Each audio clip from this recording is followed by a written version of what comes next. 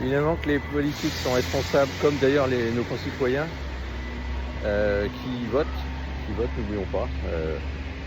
Ils ont réélu Emmanuel Macron en 2022.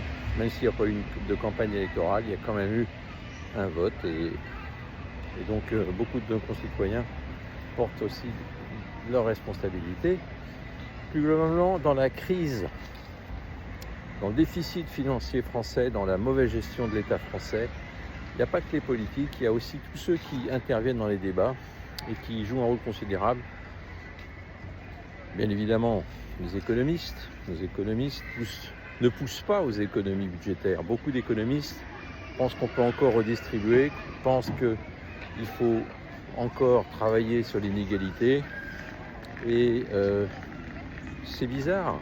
On parle d'Europe en permanence, mais quand il faut faire des comparaisons sur la fiscalité, il n'y a plus d'Europe.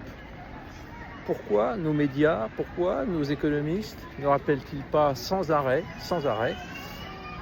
que nous avons la plus grosse fiscalité européenne, nous avons déjà l'impôt sur la fortune immobilière qui est unique en Europe. Quand on parle de taxe Zuckman, c'est une aberration complète car avec des frontières ouvertes, nos grands entrepreneurs vont quitter le territoire, si ce n'est déjà fait. Donc tout ça, c'est la responsabilité de tous ceux qui interviennent dans les débats aujourd'hui et qui devraient s'y prendre à deux fois avant de condamner. Ils devraient d'abord s'interroger sur leur propre responsabilité.